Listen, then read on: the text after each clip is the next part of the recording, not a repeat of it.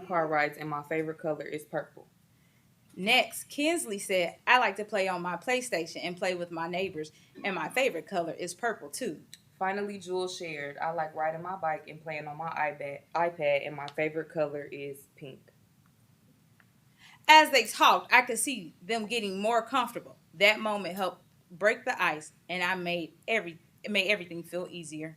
As the day went on, we started working on assignments. I helped them read, answer questions, and stay focused. Sometimes they would get distracted or start laughing, but I learned how to guide them back in a calm way. We also talked about the things they enjoyed doing in class. Jewel and King told me their favorite activity was when they wrote letters to Ronald McDonald in Springfield, Peoria. They were Springfield and Peoria. They were really excited talking about it. I could tell it meant something to them. Kingsley and Kennedy said their favorite activity we did together was taking Cornell notes about the War of 1812. They liked learning new things and organizing their notes. Listening to them made me realize how different students enjoy different parts of learning. As we kept working together, we started talking about things other than just school. Jewel and Kennedy both said their favorite food is pizza. King said his favorite food is seafood, which surprised me because that's my favorite too. That gave us something in common and it made the conversation feel more personal. Kingsley said he likes going to the gas station to get snacks, which made everyone laugh a little because it was so real and relatable. We also talked about my favorite part of class. I told them I liked when we had free time because it brought back memories when I was that age. That moment helped them see me not as just someone helping them, but as someone who understands them. Not everything was easy. There were times when the students didn't want to focus or got a little distracted. In those moments, I had to stay patient and calm. I learned that teaching isn't just about giving answers. It's about understanding students, encouraging them, and helping them stay on track. Even when things got a little challenging, I didn't give up. I kept trying because I knew they were capable. As the time went on, I noticed a change. The students started to trust me more. They would ask for help, show me their work, and talk to me more openly. King would talk about playing with his friends. Kennedy would mention car rides. Kingsley would bring up games and snacks. Jewel would talk about her bike and iPad. Those little conversations made a big difference. It showed me that teaching is not just about lessons, it's about making connections. By the end of the experience, I felt proud of myself. I had stepped out of my comfort zone and learned what it really means to help others. Being part of future teacher leaders showed me that teaching takes patience, effort, and care, and it's not always easy, but it's always worth it. And then on the last page, she included all of these have pictures on them, but these are actual pictures that I took in my classroom when they came every week. So, working with students at Liberty School is something I never forget. It helped me grow as a person and showed me what it's like to be in a teacher's role. This experience made me realize that I might want to become a teacher one day because helping others learn and grow is a powerful feeling. Wow.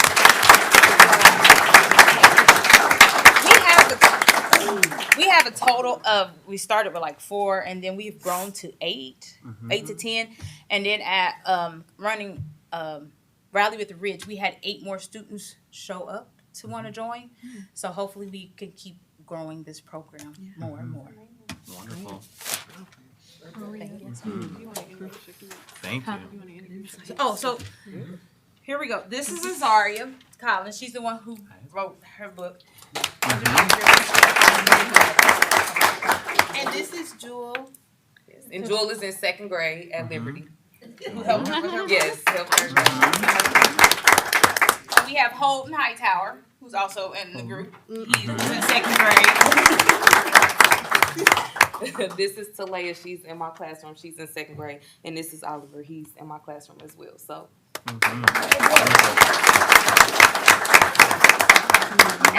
Thank you for coming. Thank you. Yeah. Good job. Well done. Great job. Okay, thank you. Ed Butler.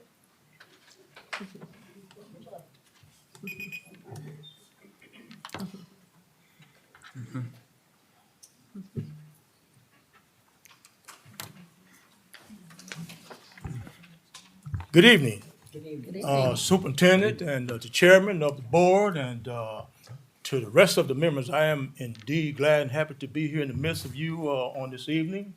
And it's been a long time. And I'm sorry that it's been a long time, so we've been extra busy. And also that to the parents and the rest of the teachers on tonight. I'd like to say, first of all, is that Ms. Holland said something about, that these retirees that didn't look old enough to retire. And I've been retired there, Ms. Holland, there over 20 years. And some of the people here were there just about the same time, just a little bit after I came in. And so they're older than they look. We just aged gracefully. Okay, and also to the recipients of the Dr. Fields award, and some of those recipients I know, and mainly Miss Patty. I call her Miss Patty. And so we work together within the district, and we've had a lot of fun there during the time I was working in the district. These readers and book writers, there's somebody there need to get some connection there to Oprah, and so that she can grab those young people there while they got those young minds and put them in her book club, and that would be nice. And to the inventors and the golfers, he'll probably be a great golfer there one day, and so I said that to say this.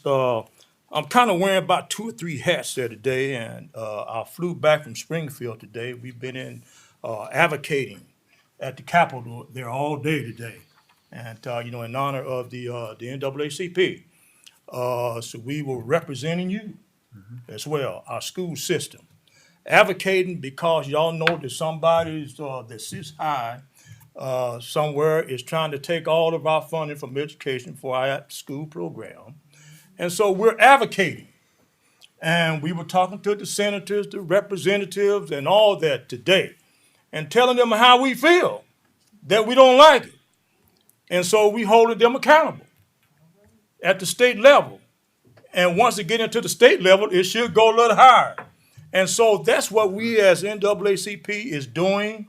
And so we were from all over the state of Illinois, from Cairo, to Indiana line, to East St. Louis, to way all up in Chicago.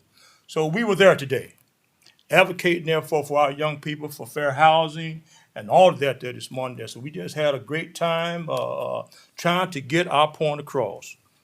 So I said that to say this. We also want to pass some resolutions as well to deal with the violence and the shooting within our city. Enough is enough. And so we're going to be teaming up there, with our school system at the Three Kings and with the NAACP to make that happen, to make our city safer. Also, in that same vein, I would like to ask this board or the superintendent there, maybe I should have talked to Mr. Hart first before I brought this up tonight. But anyway, we always touch and agree, and your vest is about ready. Thank you. Before school's out, I have 3 young men, where 2 of them are actually preachers and one is a businessman. That before the school is out for the vacation, we would like to do a inspirational pep talk with our young men. So we losing our young boys about 1,000 rapidly. We're losing them. And we want to set a time, all I'm asking for is just a half an hour, maybe 45 minutes. For our 7th and 8th graders and our 5th and 6th graders before school's out.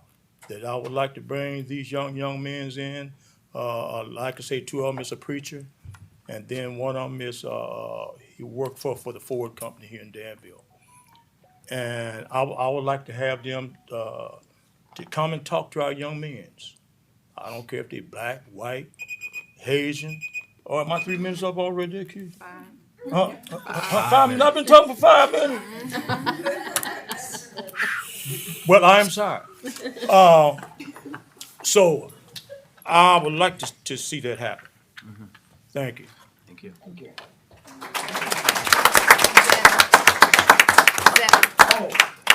And this is my niece right here.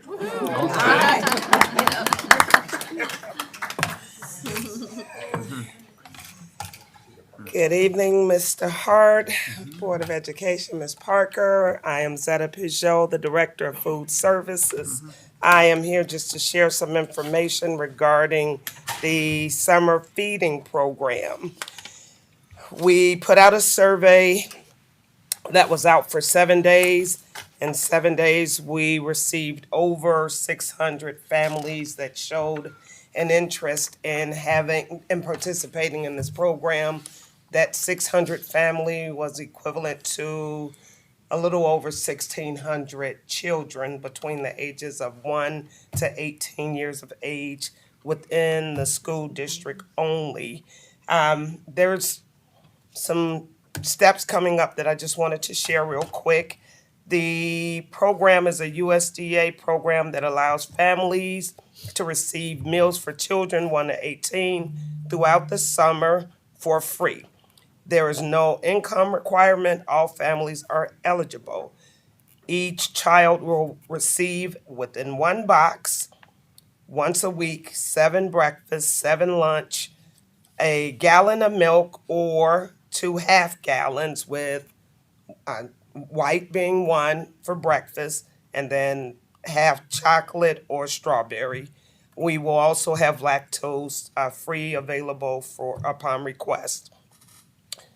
Important note, children enrolled in the summer school program, YMCA, Boys Club, or any licensed daycare, they are already receiving breakfast and lunch through the federal reimbursement program, so they cannot receive the full 7-day meals. However, they will receive whatever their last day is in their program, the meals outside of that. So for summer school, Friday, Saturday, Sunday. For those programs that go till Friday, they'll receive, as they leave that day, a meal for breakfast and lunch for Saturday and Sunday.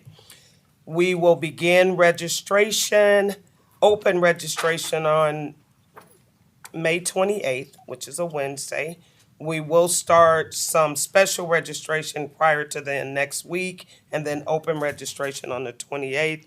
The locations that I'm looking for as far as distribution will be DHS as the drive-through location, and then I'm working on some community mobile locations, which I will have more information on later. When you register, the registration, we will have a total of 6 days. The reason we're registering in person is because everyone will have to receive this car tag. The car tag will identify the family and tell us how many meals that particular family has registered for. Right now, the doors are open. I have started ordering food because I believe the need is there, and I believe that the children and the families will come forward, so come get it. That's it. Thank you. Thank you.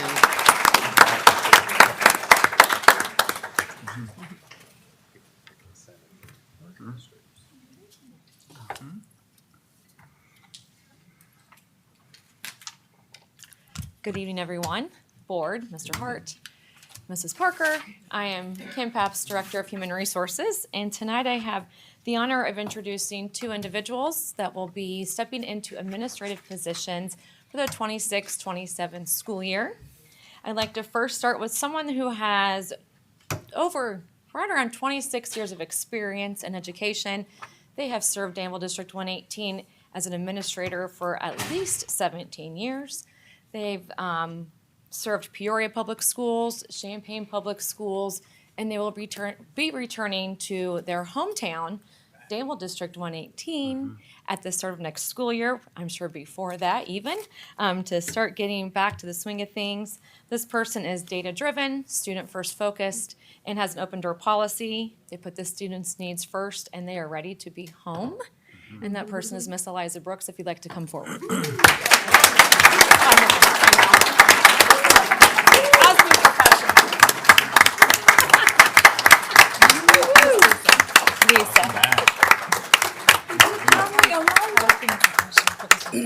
So Miss Pabst has known me almost my whole career, and she called me Eliza. That's my professional. At least. No, thank you, John Hart, Board of Education, all your familiar faces. I am certainly glad to be back at District 118. At my stint away, I learned a lot of things, believe me, bringing some of those skills back as well. Ready to take on the challenge, ready to do what's best for kids, and put students first always, right? And just making sure that my community has citizens that are ready to also go into this world and serve. And so my motto is if we can just get one, so if everybody gets one, right? But I plan to get a whole lot more than that. It was hard leaving, but I knew I had to, and some people here know why. But I am certainly glad to be back. Thank you. Thank you. Yep.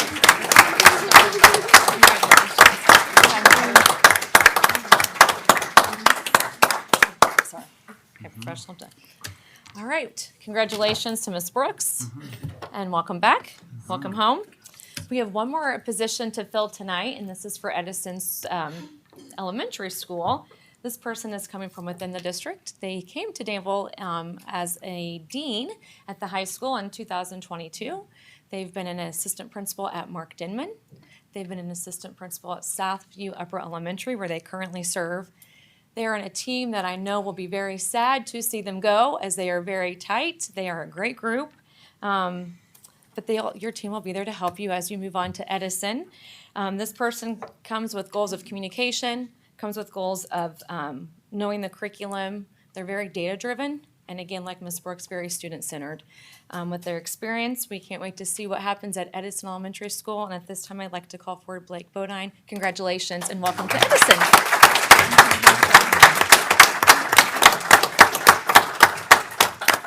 Thank you, Board. Thank you, Mr. Hart. I like to say that's going to be hard to follow up, but I think I should have went first, but that's okay. But I'm extremely grateful for the time I've been in the district and thankful for the opportunity to work with a great staff and a great school, and just looking forward to getting to work and work with staff and continuing to make Edison a great school and continuing to grow in success. So thank you. Thank you. Thank you.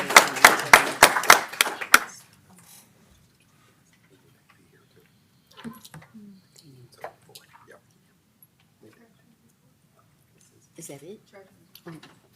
At this time, we'll hear the treasurer's report that we took out of the consent agenda. What is that? You just need to vote for it? It's not anything, you're just voting upon it. Oh, we're just voting on the treasurer's report. We don't have an actual report for the public. Just the treasurer's report. Okay. Do I need it? A second, please? I say. Okay, we have a first and a second. Thank you very much. Any questions? Well, I just think, again, you should see on that treasurer's report for the public, way more spending than revenue, as expected. But I think everyone should look at the treasurer's report. It's in there. It's out there for you to see. That's all I have about that. Still spending more than revenue. And we haven't paid all of first student yet, so it should have been a lot more, but we must not have gotten all those invoices yet. That's correct. $1 million of invoices did go through on April 30th, according to the treasurer's report. And that's not all of it. There's still $4.5 million more to be spent from this year's transportation budget, not counting gasoline, or I'm sorry, diesel. What am I thinking? It's not gas. I wish it was gas. It'd be a lot cheaper, thanks to certain things happening in the world, but that is another discussion. That's all for me.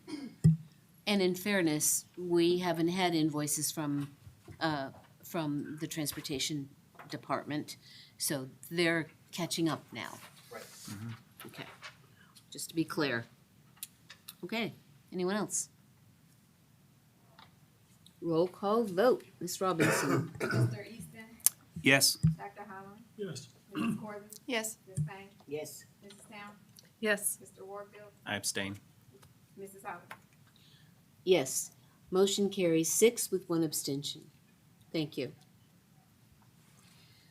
Okay, Mr. Hart, you're up for Early Learning Center presentation.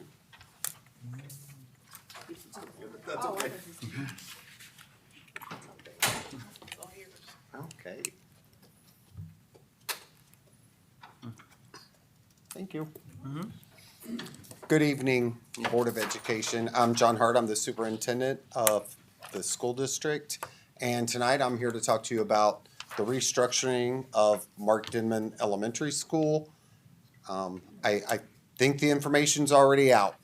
How clear the information is out is probably yet to be seen. So hopefully I can clear up some rumors and let you know how we will proceed as a school district. So I thought I would start with putting the big one out there. It seems to be the question is Carl Clinic, so North Campus, and the rumors out there are that we are getting out of a lease, that we are not going to purchase the property. I can tell you with certainty that we are still in conversations with Carl Clinic. I met with them yesterday, and we've talked about both those things, both leasing and purchasing. There has been no decision made. The decision made is that pre-K and kindergarten and our Birth to 3 program will be at Mark Denman School next year. So what does that look like? What it looks like is 13 classes, kindergarten classrooms, moving to Mark Denman Elementary. This gives us an opportunity to be able to create a transitional kindergarten, which I know people have talked about forever and ever and ever. So we will be able to take maybe some kids that have little or no experience in education, and maybe some kids that have experience in education, and pair them together into a smaller classroom and be able to better serve those students. Looking at our pre-K program, so our programs, just pre-K, operate under 2 grants. So both the Preschool for All grant and the Preschool for All expansion grant. So what are the difference between between those two? Our Preschool for All grant is really our half-day programs. So we have an AM session and a PM session. Those grants are state grants, and they fund the positions, so the teaching and the teaching assistant positions. And to be quite honest with you, that's about all they fund. We do get a little bit of money in material, but it's very little. And we haven't had an increase in those 2 grants for quite some time. Our Preschool for All expansion grant, again, covers salaries and benefits and very little of anything else. So again, we are hoping that one day, I mean, we've been told for the last 3, 4, 5 years that the state of Illinois will be funding preschool programs and we'll be able to expand our program. The vision of North Campus actually came from that promise of being able to expand the program and to be able to serve more kids than we currently are serving. And at this time, that's about 250 kids across, again, some of them half-day programs, some of them in full-day programs. So what did we do with the rest of the kids? Good question, right?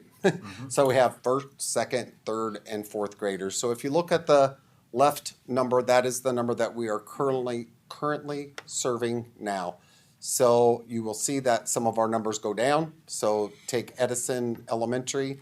They're currently at 264 students, and they are projected to be at 245 students. So can be somewhat deceiving. So we are moving 2 kindergarten classrooms. We'll be going to Mark Denman Elementary, And we do have 2 preschool classrooms at Edison as well. So we're actually moving out 4 classrooms and moving some kids from the Mark Denman area into Edison School. So that's where those numbers, and that's what's going to happen as I go down the chart. So Mead Park is currently at 318. They're projected to be at 333 students next year. Underneath that, those are the number of special education students that will be served at Mead Park Elementary. So Southwest is currently at 454 students, which that's a very misleading number because of half days. So if you have a student in the AM and the PM, they're counting as 2. So there's about, you can probably take about 100 off that number and you'd be a little bit closer. So there are probably 350 students, and next year they're projected to be 355. At Liberty School, they are at there goes my vision, 389, and they're projected to be at 382. And again, they'll have self-contained program there as well. They already have one, but it would be an additional program. And Mark Denman they have 563 students. They're projected to have 316 kindergarten students next year. And if I just use the number that we have this year, we're serving 255 students in pre-K. So again, another misleading number. When you add those two together, it really looks like 751 students. And the half-day kids definitely end up skewing those numbers. But I did want to share those with you. All of those buildings have had more students than you're currently looking at. I know that they hold the students. They hold more students. I can remember a time where Mead Park, Liberty, and Southwest were well over 400 students, more towards 420 to 430. So plenty of room, and this will leave room at Mark Denman to grow if additional funding would become available for pre-K. Our special education, this is the location, so we've worked with Mrs. Bailey Ms. Barton and Mrs. Nixon, and looked at how could we get, honestly, some of our kids have moved, and so this takes a lot of kids a little bit closer to home, and looked at our one-story buildings. So at Mark Denman, we will have 1 kindergarten cross-categorical special education classroom. We'll have 3 life skills classes that are kindergarten first grade. We currently have 2 cross-categorical classrooms at Liberty Elementary. We will move up to 3. Mead Park, we have 2 cross-categorical classrooms, and we will end up with 1 cross-categorical and 1 life skills classroom, so a little bit of change there. And Southwest will now serve 1 cross-categorical classroom and 1 life skills classroom, and a lot of that room was made available by moving pre-K students. So it's nice to be able to share the newest building in the district with some of our students with disabilities. Our MATS program, this is a question that has been brought up multiple times, and we really do not have an answer for this question yet. So I've spoken with Mrs. Bunton. Mrs. Bunton has looked to see what other schools in the state and actually across the country, a lot of the gifted programs have changed what they look like and how they're serving students.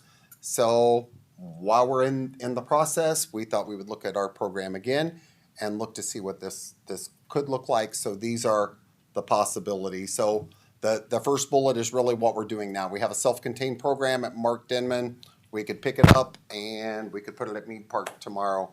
Or the other options are cluster grouping, where you would have the MAT students in the classroom and you would just fill in so they could work together with the group.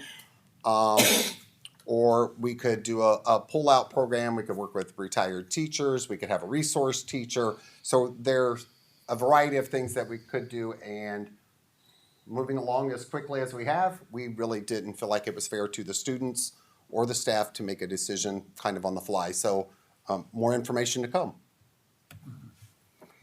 So the benefits, this really does help us. My goal has been to get licensed teachers in front of students, and we're getting there. Slowly but surely. We do still have some vacancies in the district. For the most part, they are PE and special education. So if you know someone interested, looking for a job, have them apply in our human resources office. By having this center, there'll be zero mobility at kindergarten. So when our kids move, a lot of times it takes families a long time to re-enroll in school, so they sit at home a little bit longer.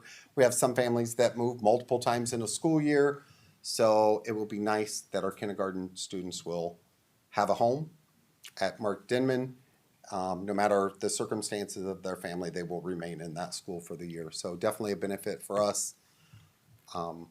The pre-K schedule, the timing of pre-K classes is not necessarily ideal in an elementary setting. Our administrators, our teachers have worked very hard to be able to provide professional development, meet with staff, evaluations, what have you, and it is difficult. Can it be done? Yes, it's been done. But ideally putting all the classrooms in one building really makes it more feasible for those things. We do have, yes, that says 3 playgrounds at Mark Denman.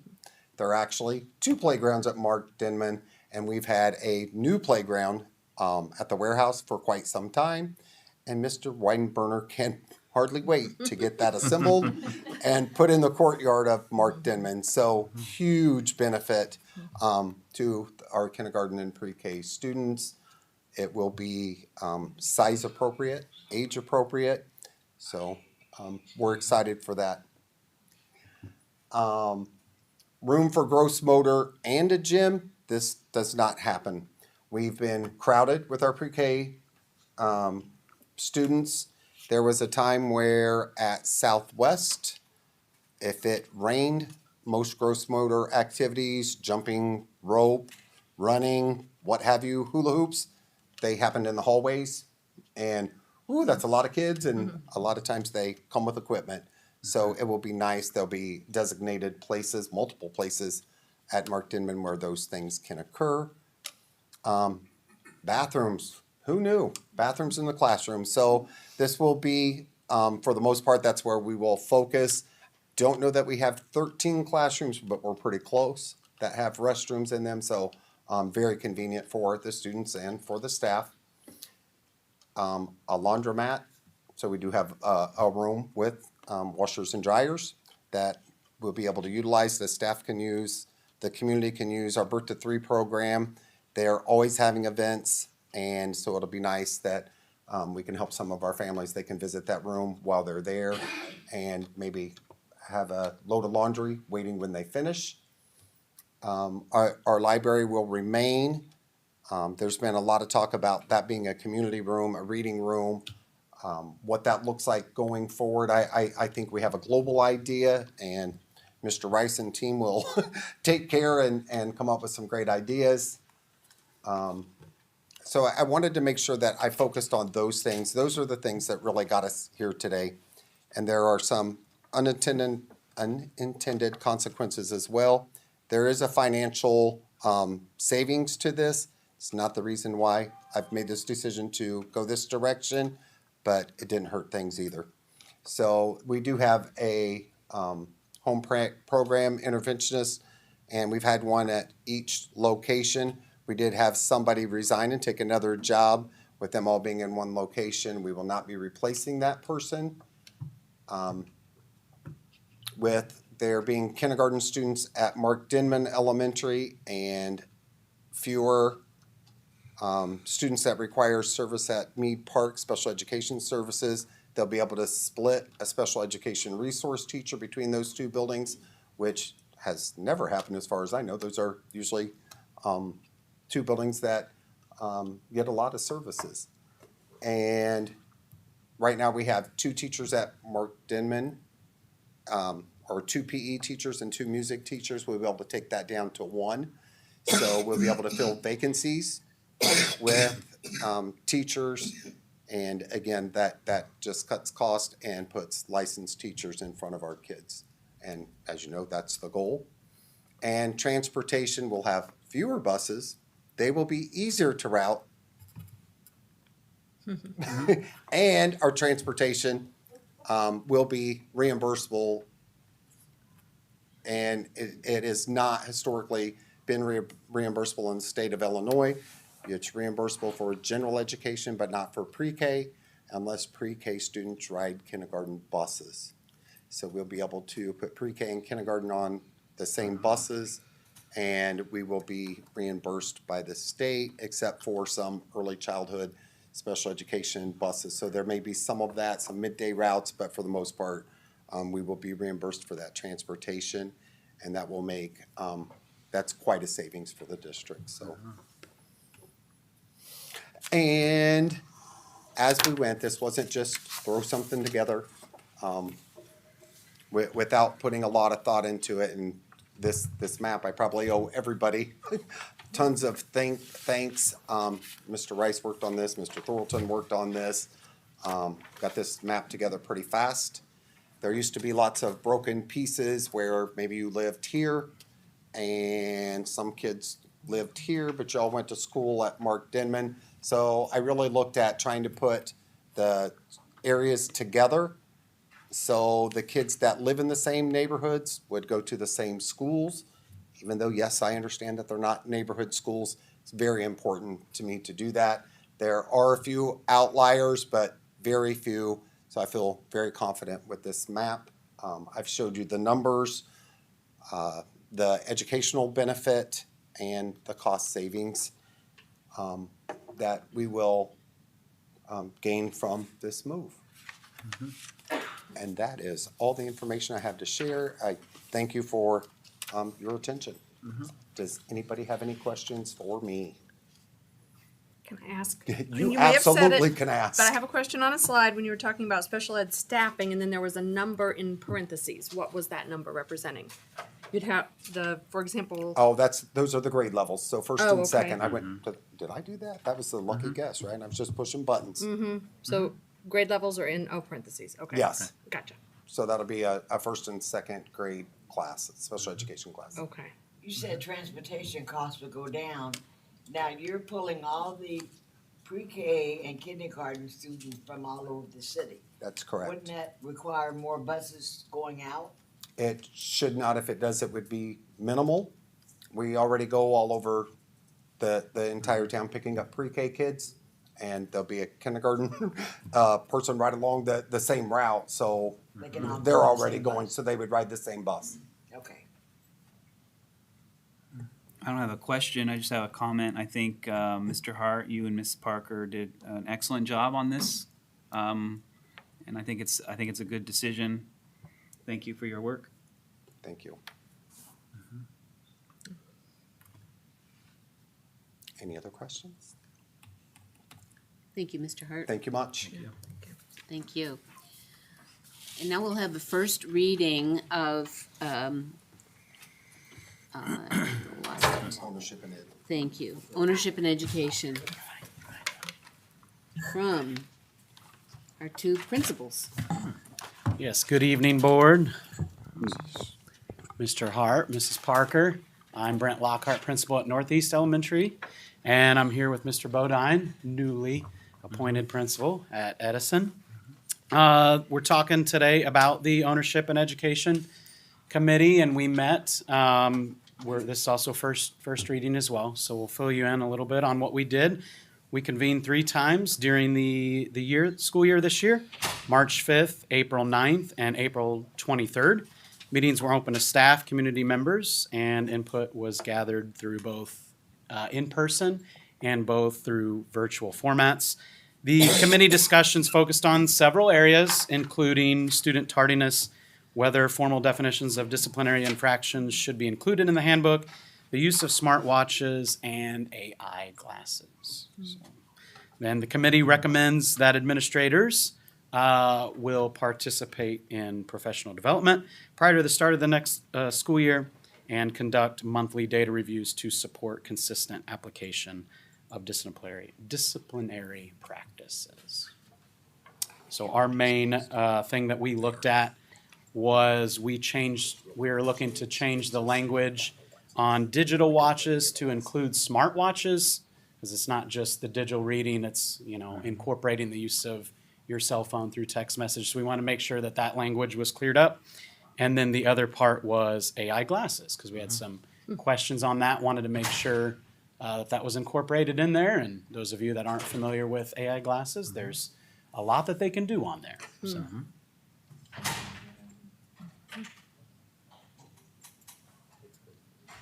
Any question? Did you have good participation in your meetings? Did you have good representation? Yeah, we did. Yeah. Okay. On each, I'd say we've had close to somewhere around 10, roughly around there. Okay, good. Yep. Anyone else? Question? I just wondered if you considered, maybe Mr. Vacies can help you with this. Are there times when fitness watches would be appropriate for students? And if it doesn't seem like you've allowed for that. I just wondered if you had a reason for that. Yeah, so the language stays the same on there at the very end, and so there is preliminary language in there regarding special education students and certain times that they would need to use wireless communication devices. Yeah, I guess I mean like old-fashioned pedometers, if you know what I'm saying.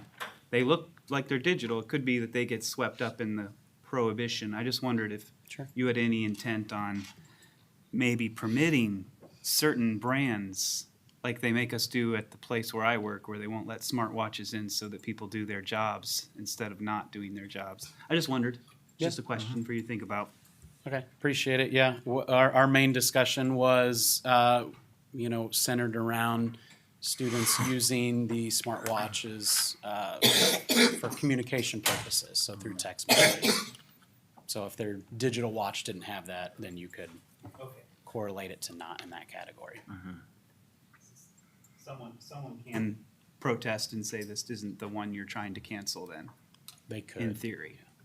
Who would they protest to? Didn't really say. At their school is what you're saying? Yeah, Principal? that would be a discussion with their principal. Okay, thank you. Okay, thank you. This is a first reading. You'll be back at the next meeting for a vote, Yes. correct? Yep. Okay, Thank you. thank you so much.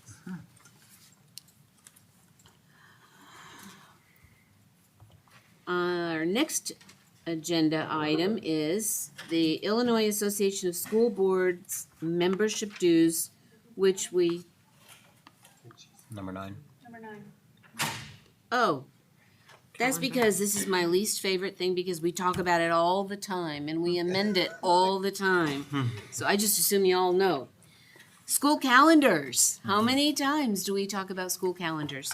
I'm told there really isn't a change. I'm told that it's also posted so you all can see final dates for everything on the school calendars.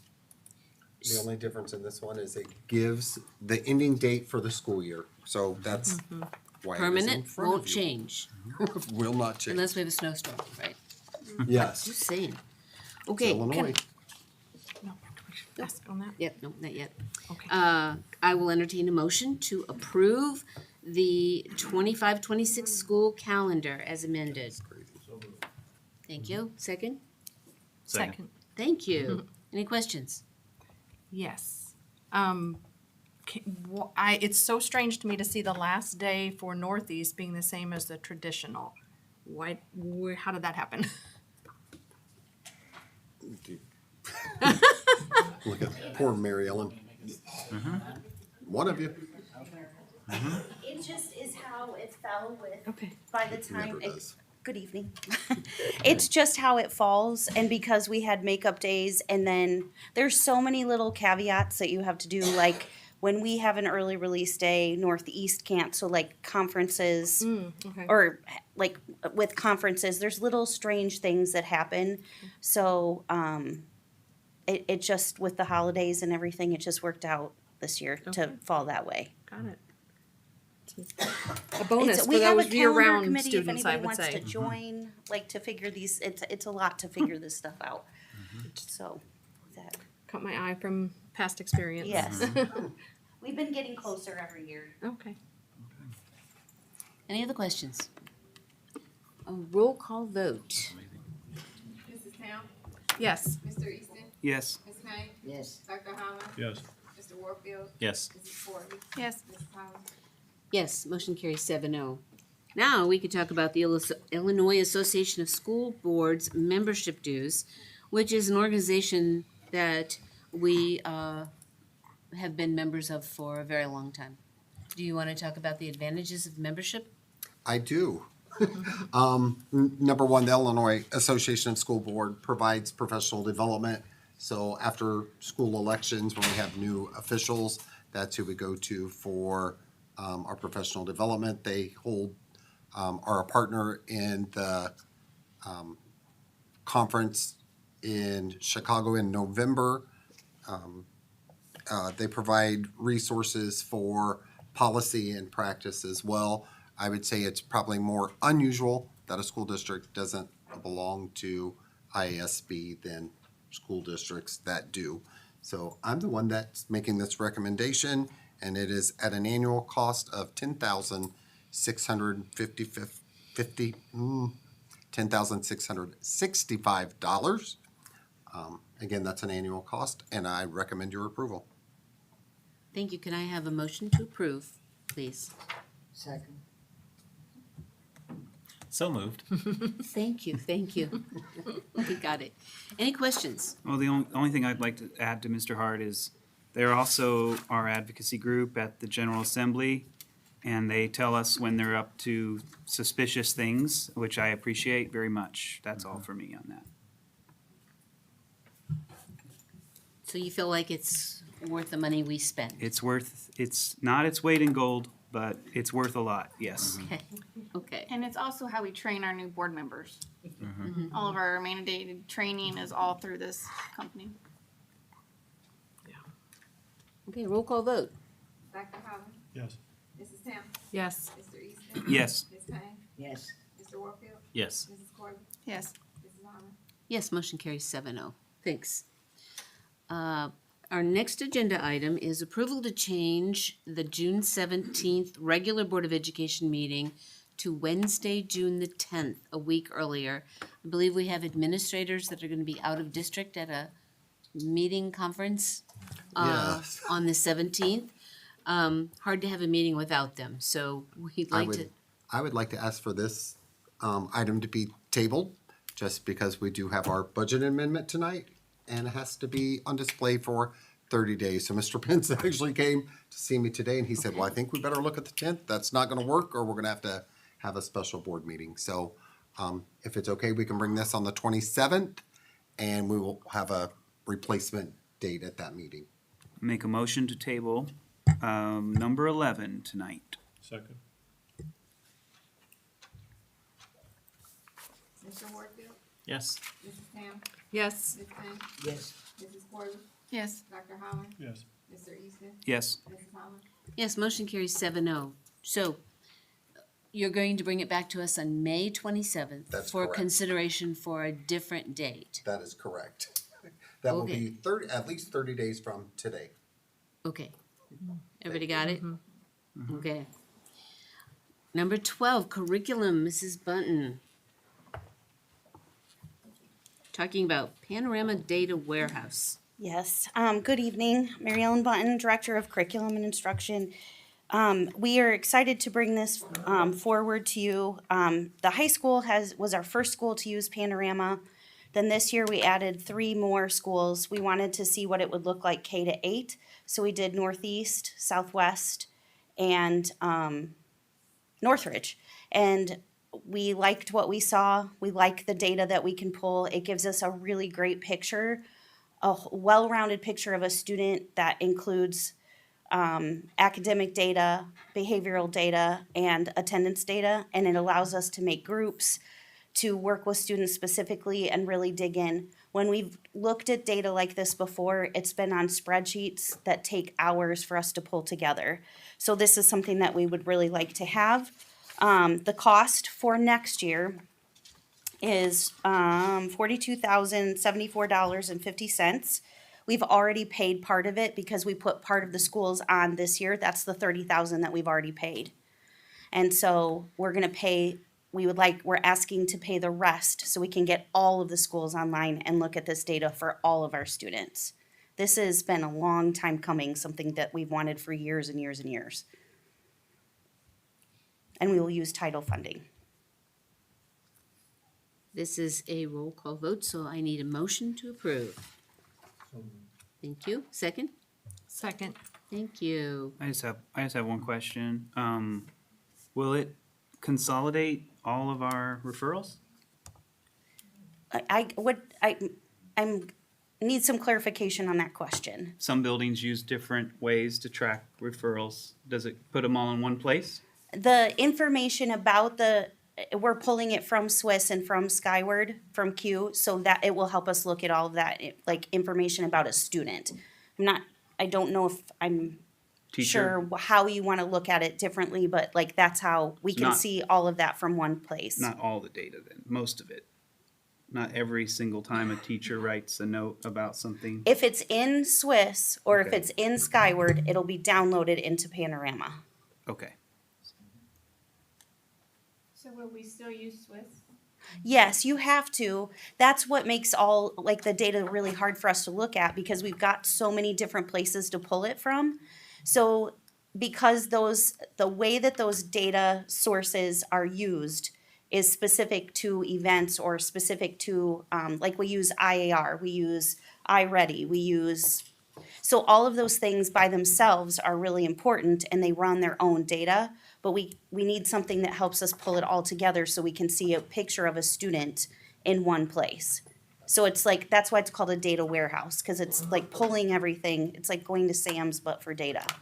Consolidating all the information. Yes, into one place, which is, we will be able to, what we'll be able to do with this is unreal. And this is district-wide use. Yes. And just to clarify, you said that we're already paying $30,000. We've already paid that bill to get the 3 schools on and the high school. The 42 will get the rest. Okay, so the 42 is in addition, so $72,000 total cost. Total, yes, Okay. but we only need to ask for the 42 because you had already given us permission for the 30. Okay. And that's paid, that's already paid. And that'll make it easier for the principals to gather data and report back to the board. Absolutely. And for the teachers too. Right. Yeah. Exactly. It's just gonna make it a lot easier. It's gonna take us a minute to learn how to use it and to do it. There's some really neat features with it as well, but we'll get a real good picture of students.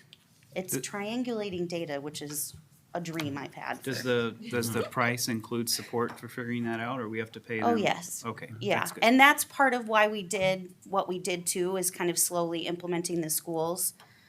So we can learn in steps and not just dump it, like try to get it to everybody and not be certain that it would be something that we would be successful with.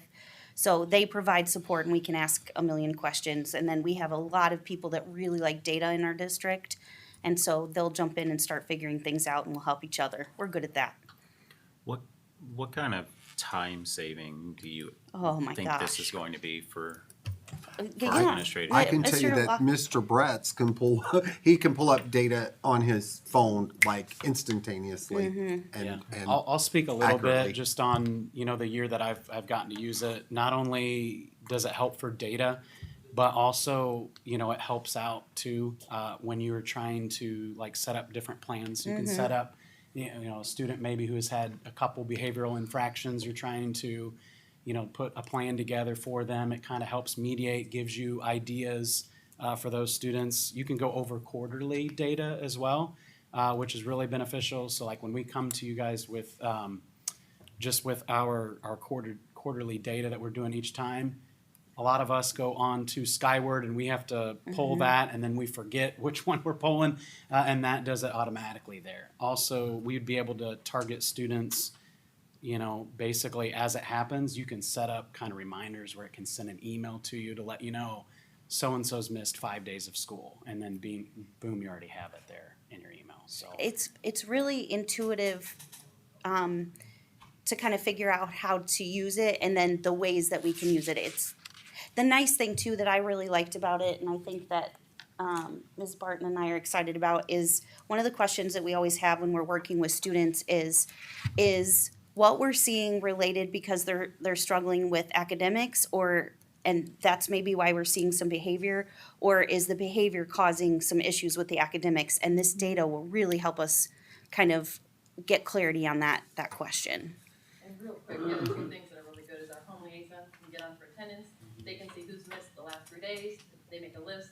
They can see we're trying to keep kids under 18 days because that's when they're chronically truant. We make incentives for them, so it's wonderful for home liaisons. Grades, we can look up and who's not passing. We can put them in flex. We can make groups. So it does a lot of great things. We're fans. Still learning, but it's Yeah, really good. yeah. It sounds like it's gonna give you an opportunity to basically be more timely in your response to what's happening. Absolutely. So. Yeah, and really have a clear picture. Yeah. Because it's hard for us, like we can look at like IAR on one platform, then we look at iReady on another platform, then FastBridge on a third platform. And we're putting this data in on spreadsheets, but it's really hard to do that. Like you might be able to down one, like export one to like Excel, but then you have to like the amount of hand recording that comes out of our office is unbelievable. So this will help. Tell me again. Time better spent. Where this comes out, what budget does this? Title. We're comes out taking of it out of title. Mrs. Truex and Mr. Rice worked really hard to make sure that we could afford this. Thank you, once again, thank you. Any other questions? Okay, roll call vote. Ms. Payne? Yes. Mrs. Courtney? Yes. Mr. Easton? Yes. Mr. Warfield? Yes. Mrs. Towns? Yes. Dr. Holland? Mrs. Holland? Yes, I'm happy to say, carry 7-0. Thank you. Good luck. Thank you. Thank you. Special education, Miss Barton, right? Got it. I did it. I did it. I did it.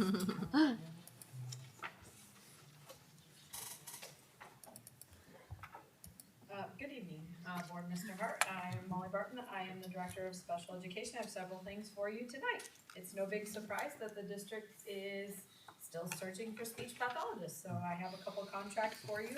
I'm trying to get everything done and be ready and prepared for next school year. So to maintain the level of speech that we need, I'm recommending the district into a contract with Empowered Communication for the 26-27 school year. We already have both of these speech paths here working with us. Burgundy Nickerson and Haley Cundiff will return to the district. Mrs. Nickerson wrote the contract is pretty open, 20 to 40 hours between the two of them. It will not be that. Most likely both of them will work approximately 10 to 20 hours per week, about 2 days, for in-person services, paperwork, and meetings at a bill rate of $100 per hour. The hours would be determined by our office and the IEP minutes that we need to cover in the buildings.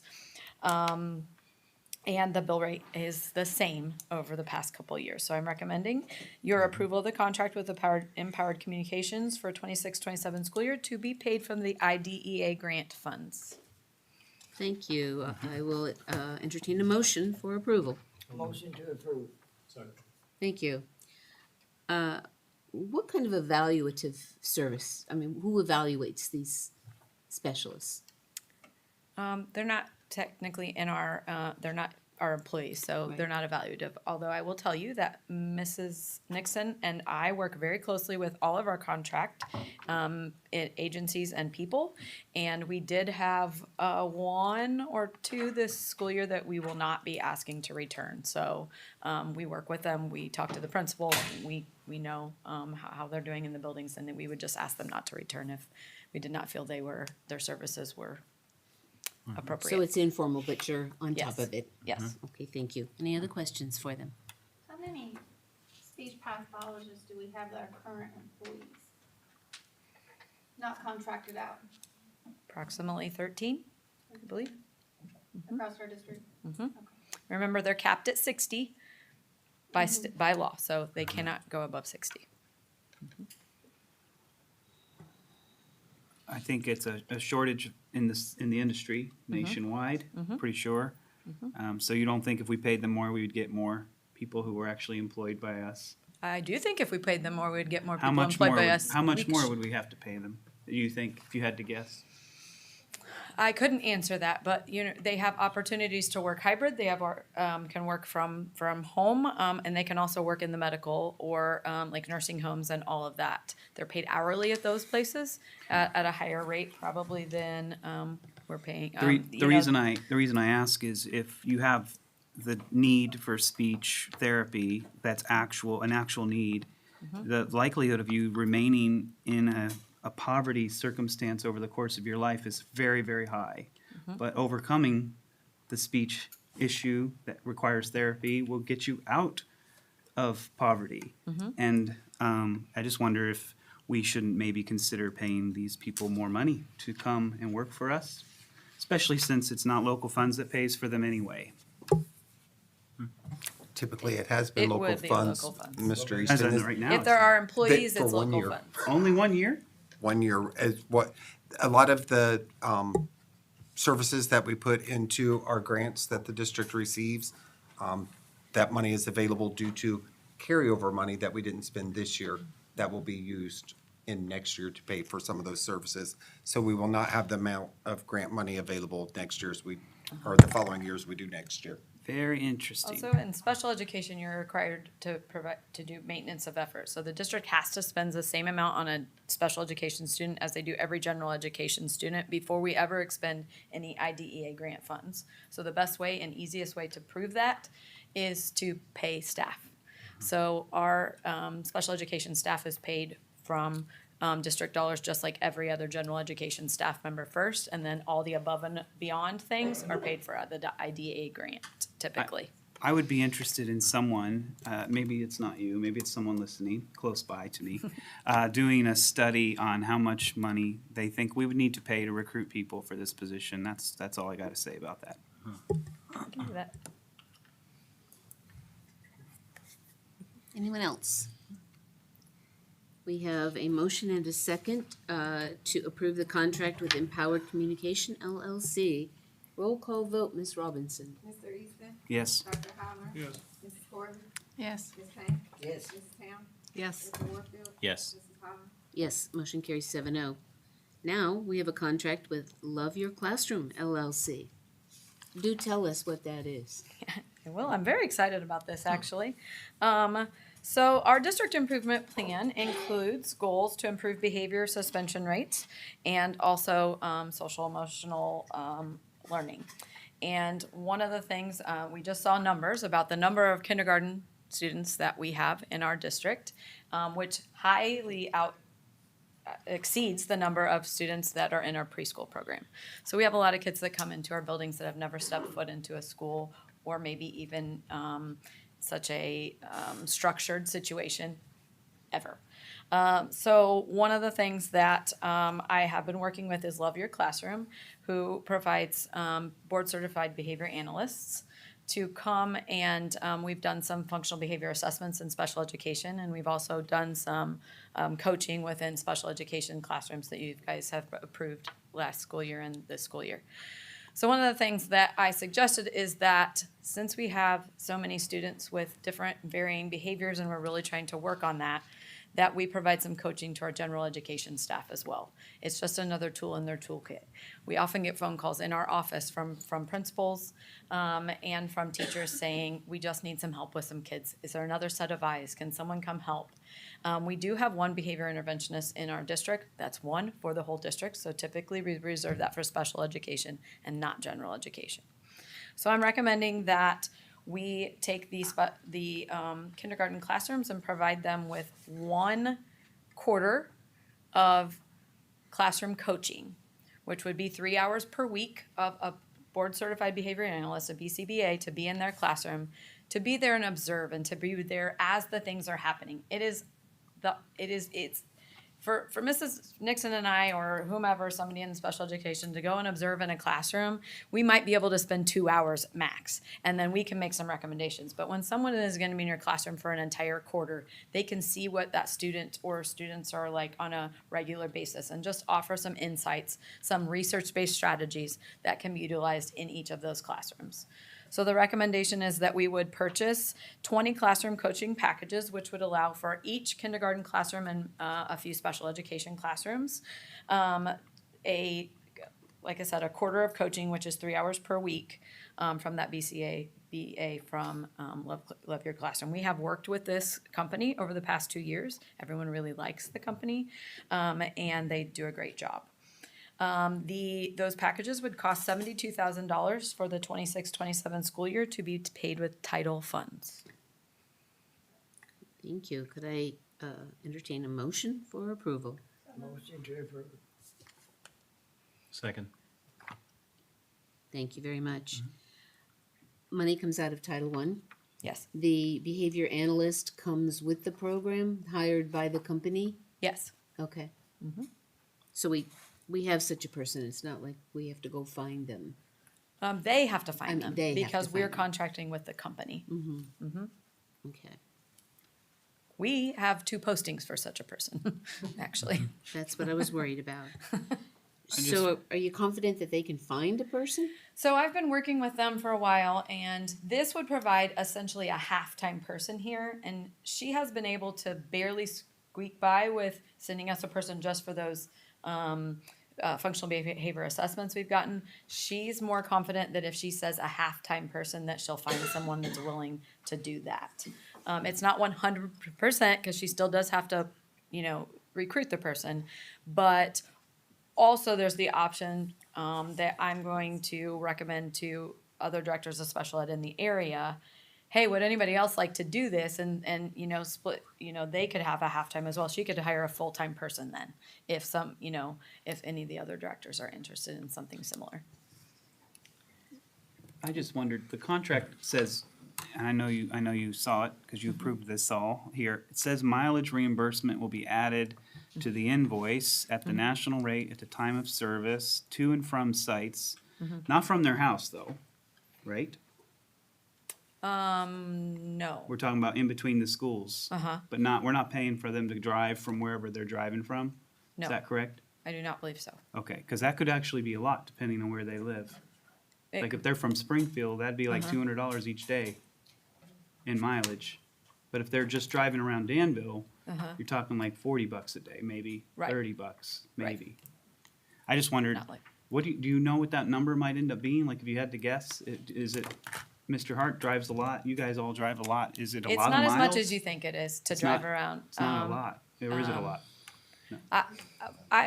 My job coaches probably make $200 a month on mileage, and they drive all over Danville every day. So. And this wouldn't be that. Right. Okay. Well, kindergartner will be all in one place, so now they won't be driving if it's all in kindergarten. Right. So there should be no mileage then. As long as they're not trying to charge us from their way home, which is against the IRS rules. I know about that. Got in trouble once.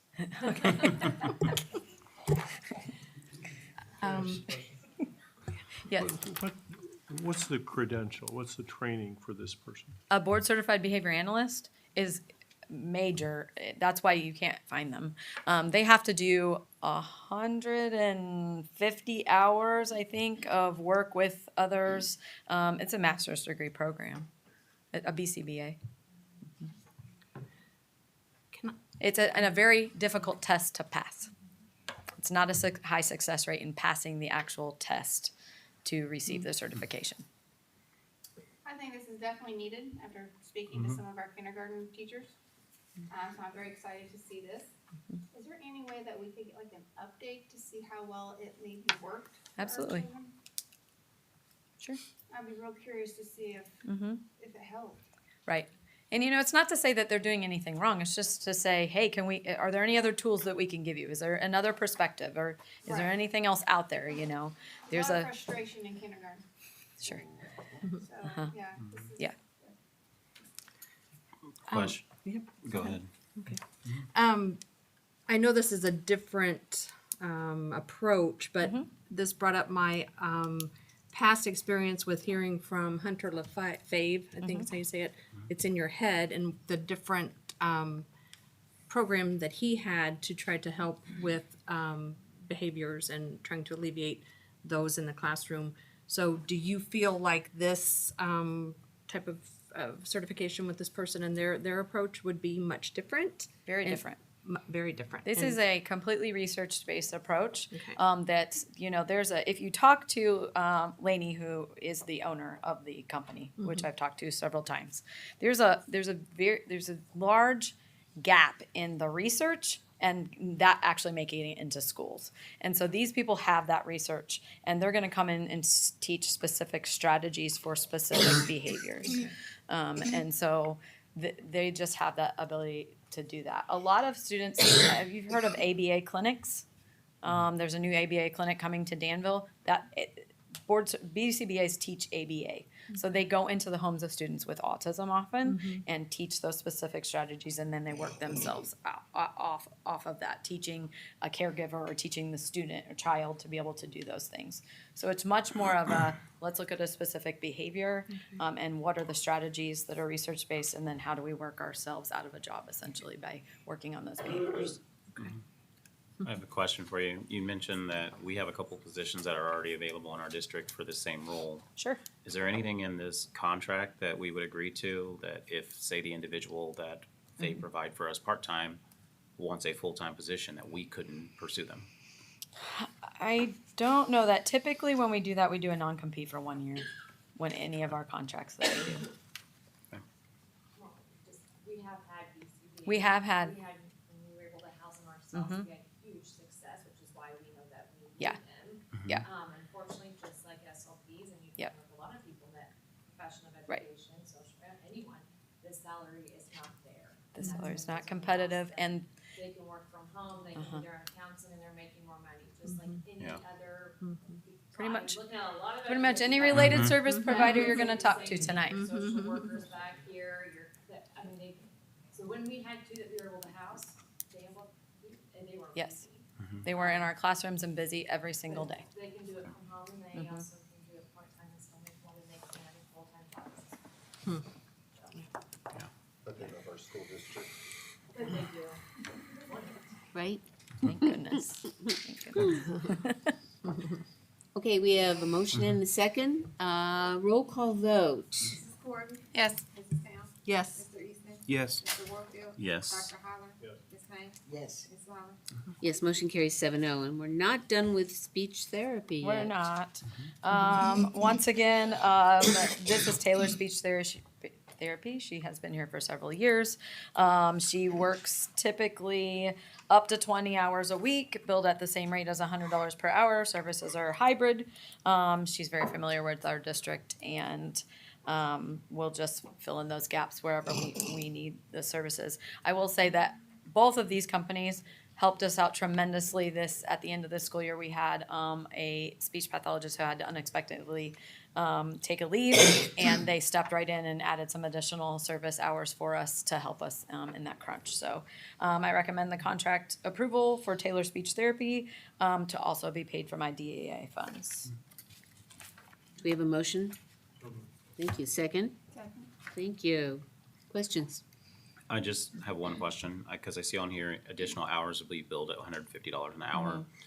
Are you, as the director, your department still controls when those hours are being operated? Yes. Okay. And to my knowledge, she has not done that. It's still been the $100. Okay. Thank you. Roll call vote. Mrs. Towns? Yes. Ms. Payne? Yes. Dr. Holler? Yes. Mr. Warfield? Yes. Mr. Easton? Yes. Mrs. Gordon? Yes. Mrs. Holler? Yes, motion carries 7-0. And she's not done yet. 7 Mindsets, SEL curriculum. Okay. This I'm super excited about, and I've got some help in the crowd. So the district's been utilizing the same SEL curriculum, second step, for a very long time. Yeah, guys can come on up. Ladies. Oh, I thought you were just here to yeah. support us. They are. But these guys are the experts, not me. So we've utilized Second Step for a very long time. And we've heard our staff that maybe it's run its course and we needed to explore some other options. Also, Second Step was really the first of its kind, I would say. You know, there wasn't really a lot of the for the masses kind of, it was mostly curricular materials for social workers, not for general education teachers.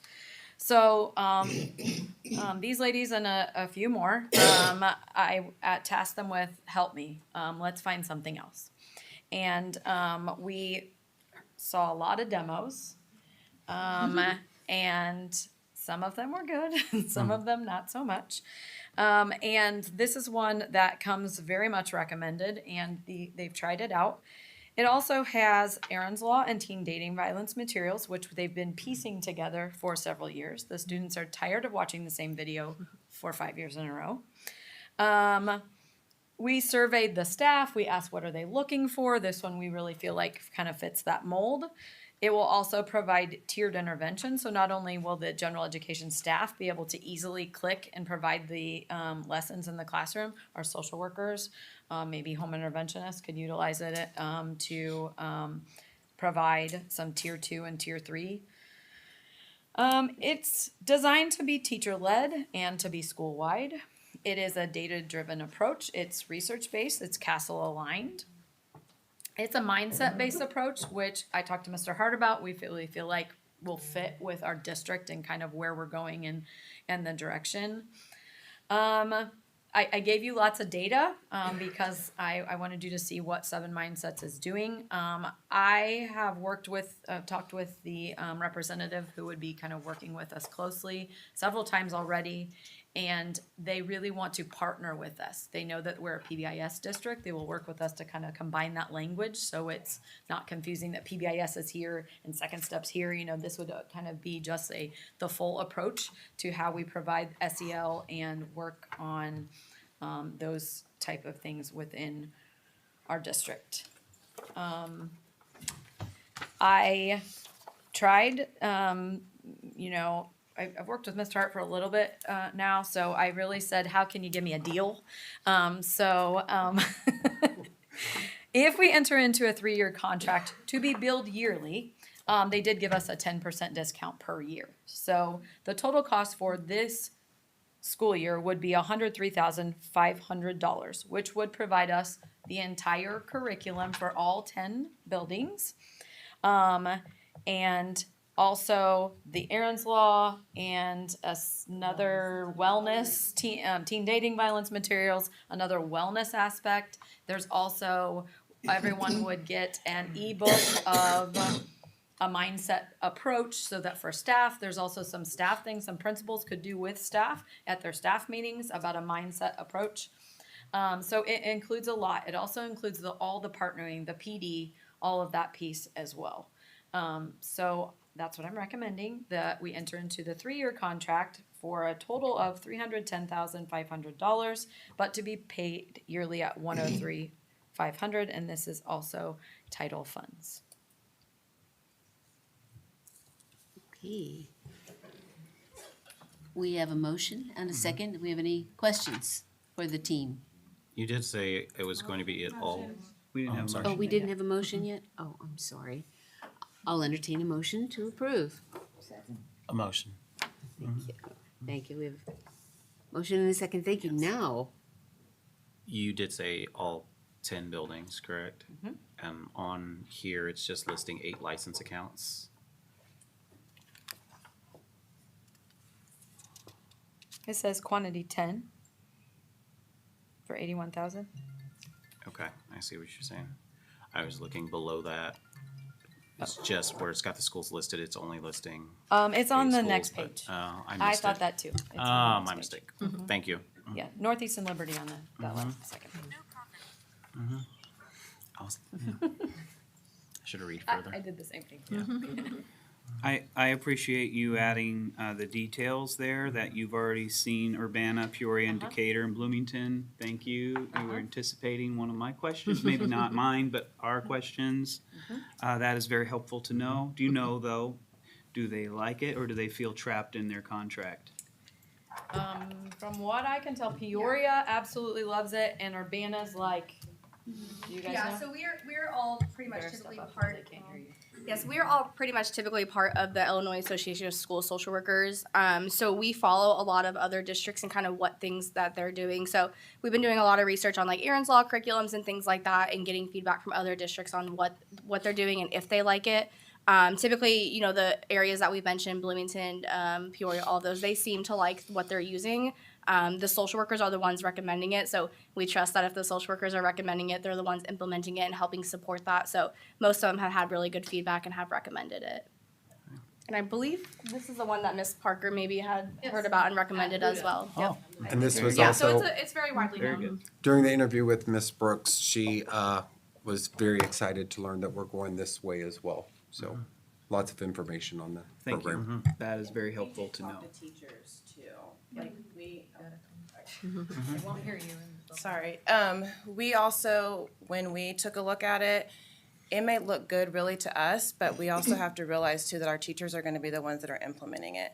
So I know personally in my building, I went ahead and I asked a few different teachers if they could take a look at it. We were able, we gave them like 2 weeks of it, 2 or 3 weeks of a demo. So shared the username and password with them and asked them just to start doing a couple of lessons, implement this one instead of second step, just to see exactly how they liked it.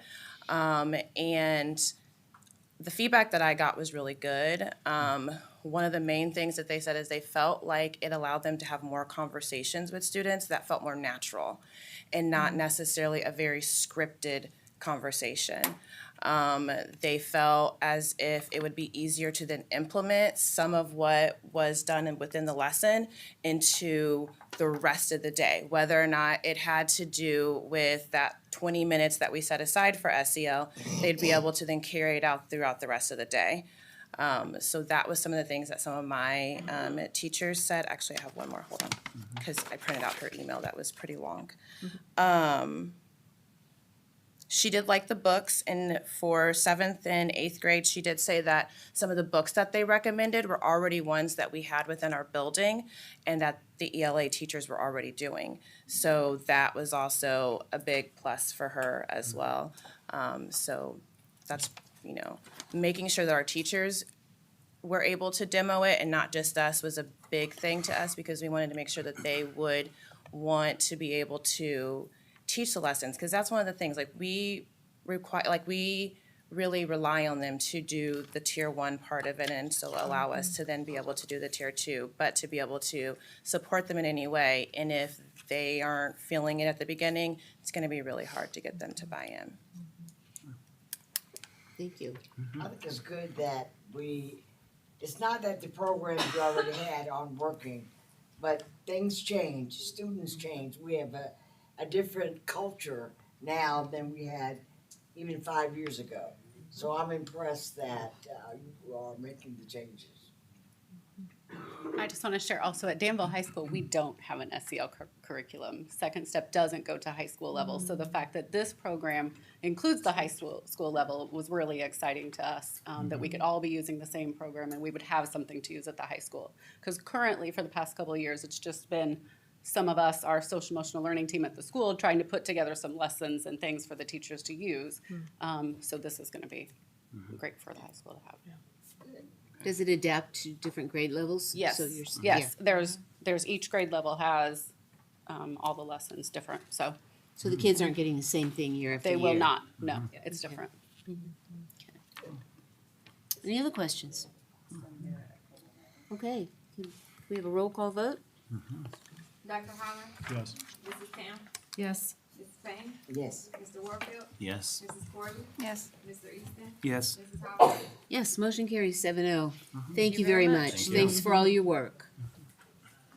Okay, moving on to 14, Human Resources. 14A, motion to approve resignation and rescission agreement. I would like to have a motion to approve the resignation and rescission agreement for Stacy Sollers. I have a motion. Can I have a second? Second. Thank you. I just have a comment, Mrs. Holleran. Recension of previous action of the board that was unanimous is something that I would rarely support and can't imagine any scenario in which I would ever vote yes. That's all I got to say about that. He always sounds like Forrest Gump when he does that. Thank you, Mr. Easton. Okay, any other questions, concerns? Sorry about that. Mr. Warfield, Yes. Mrs. Town, Yes. Ms. Payne, Yes. Mrs. Corley, Yes. Dr. Holland, Yes. Mr. Easton, No. Mrs. Holland.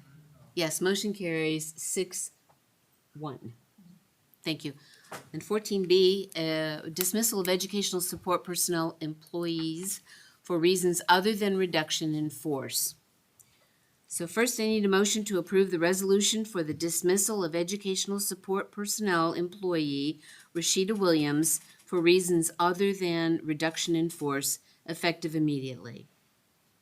So moved. Thank you. Second? Second. Thank you. Questions? Payne, oh, sorry. Go. Ms. Payne, Yes. Mrs. Corley, yes, Mr. Easton, Abstain. Mr. Warfield, Yes. Mrs. Town, Yes. Dr. Holland, Yes. Ms. Holland. Yes, motion carries 6 with 1 abstention. Now I need a motion to approve the resolution for the dismissal of educational support personnel employee Trinity LaSure for reasons other than reduction in force, effective immediately. Motion? So moved. Thank you. Second? Second. Thank you. Questions? Mr. Easton, Abstain. Dr. Holland, Yes. Mrs. Corley, Yes. Ms. Payne, Yes. Mrs. Town, Yes. Mr. Warfield, Yes. Mrs. Holland. Yes, motion carries 6 with 1 abstention. And finally, a motion to approve the resolution for the dismissal of educational support personnel employee Lori Frazier for reasons other than reduction in force, effective immediately. So moved. Thank you. Second. Thank you. Mrs. Corley, Yes. Mrs. Town, Yes. Mr. Easton, Abstain. Mr. Warfield, Yes. Dr. Holland, Yes. Ms. Payne, Yes. and Mrs. Holland. Yes, motion carries 6 with 1 abstention. Thank you. You have nothing else, Ms. Pabst? Thank you. Food service, item 15. Ms. Zeta Peugeot, thank you. Good evening again, Board, Mr. Hart, Ms. Parker. I'm Zeta Peugeot, and I am here to introduce our captain, Mr. Vasey. Who- Aye. Yes, sir. Who led, I told you earlier, yes, captain. He led the negotiation, discussion with the union for food service. I am just going to mention the points that he took care of. First one is that the contract will run from July 1st to July 1st, 2026 through June 30th, 2028. There will be a 4.2 raise each year for the first 2 years, for the next 2 years. The changes in the insurance will cost $50,000 each year. There was language changed regarding clarification, and language was added for a sick bank for the employees. You have any questions, Mr. Vasey? I don't have any questions. Just a quick comment. It was a really productive negotiations. We got it done in 2 sessions, which was unexpected, and both sides worked really well together. So we appreciated that. Thank you.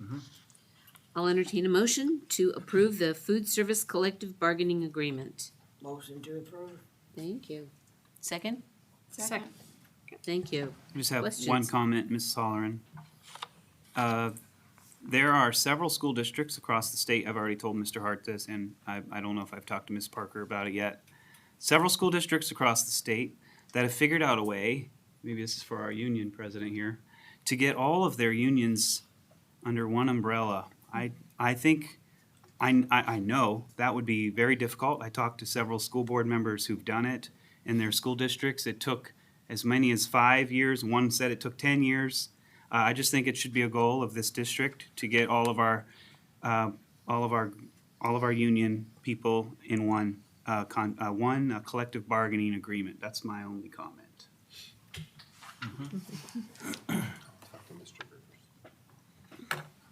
Okay, any other comments, questions? Thank you for your good work. We'll have a roll call vote. Mrs. Tam? Yes. Mr. Easton? Yes. Ms. Payne? Yes. Dr. Holland? Yes. Mr. Warfield? Yes. Mrs. Corby? Yes. Mrs. Holland? Yes, motion carries 7-0. Thank you. Mr. Rice, this is Mr. Rice, okay. Educational support policy, oh, I need my glasses. 8.95, family participation policy recommendation. Mr. Chris Rice. Good evening, Board, Mr. Hart, Mrs. Parker, Chris Rice, Director of Early Learning, and I have one minor request for your consideration this evening in regards to our parent and family engagement policy. I attached this evening a copy of our family engagement participation policy 8-95 for Danville District 118.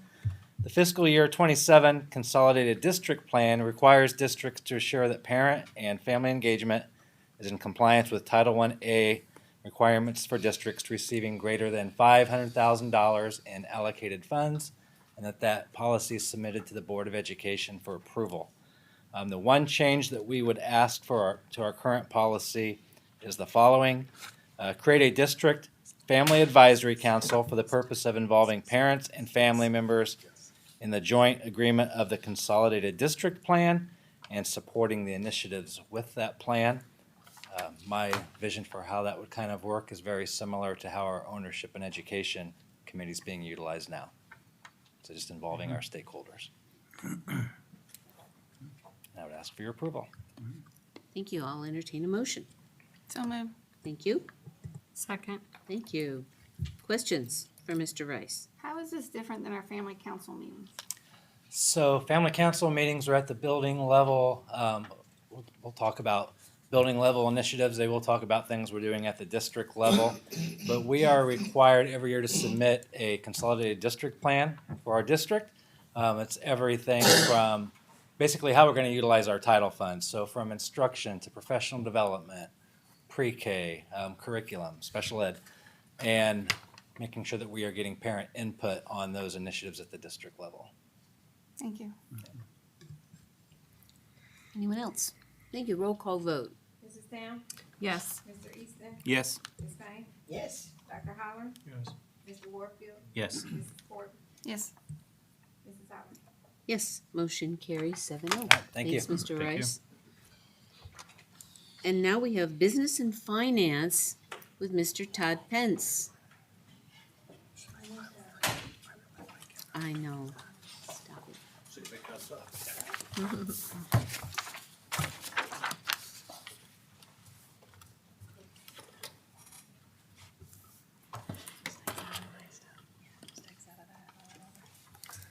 Mr. Pence is going to talk about the amended District 118 proposed budget and ask for permission to display it.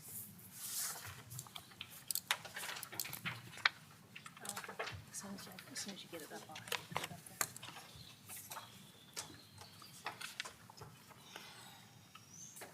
You ready? It will on that. Okay. 50.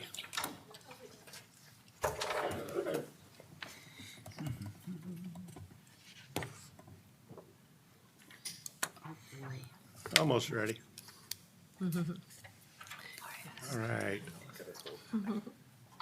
First of all, my name is Todd Pence. I'm the interim business director. Good evening to the board. I would like to say I'm kind of long in the tooth. I've been in education for probably my 40th year. Retired, came back, and have really enjoyed it here. And I just want to say, I think I counted up, I've been in 8 districts over the 40 years, and the things that are taking place here are really, really good. I think we're headed in the right direction. We do need to get the money stabilized a little bit better, but the money that we do have, I really think focusing pre-K, K is the most important thing, because one of the things I picked up is that our kids are coming in behind for various reasons. it doesn't matter, once we get them, if they're, let's say they're 20 points below the state average on test scores or whatever, even if we meet the state average increase every year, we're still staying 20% behind. So the only way to really address that, in my opinion, is to get them early. We talked a lot about, one, the Carl building, but also getting the pre-K and K together and making that transition a lot better for the kids. And I think this is a good first step. I hope at some point we can get full-time with these kids, because that's what I think we need. Again, just some of the things, the presentations and stuff, I think the district's really doing a good job with what we've got. We've got really good people. So, and nothing's easy. That's kind of what it comes down to. I've got two things for you. First one is to amend our budget. You might ask why amend it? This is going to be something we're going to have to do every year. If nothing else, the main reason is, if you look on here, the original budget, you can look at the fund balances across the top here. Ooh, I might have cut off the totals. Hang on. Can I get it on one page? Oh, it doesn't want to do it.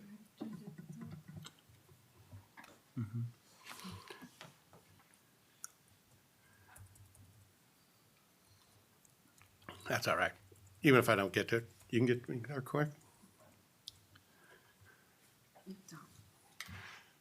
If you look at the top, like in the ed fund, when the budget was set in the fall, we haven't had the audit, and we still don't necessarily have the audit, but we have our beginning fund balances finally, and our adjusting entries. That's what's changed between this month and last month. When I came in and told you we're doing a little bit better, we are doing better than what we originally looked at. The overall, so no matter what, we're not going to get our beginning fund balances until the audit's done, okay, each year. So every spring, or at some point during the year, we're going to have to amend the budget anyway, just to get, and again, it's just a good practice to get, you want to get the numbers right before the audit takes place, okay? On this one, you can see we're still running, we're going to run a deficit overall for all the funds as well, but the ed fund is really the one that we need to focus on. We're looking at a little over a $4 million deficit in the ed fund. So we're going to go into next year with about $5 million in it. So if we continue on the same pace and don't change anything, we'll be down to $1 million in the ed fund next year. We know people are going to want raises; they deserve raises. We know insurance is going to go up. You know, basically all our expenses are going up. So our only hope is to, again, utilize title the best we can. We also need to do whatever we can on the revenue side too. We know we'll see a little bit more in state funding.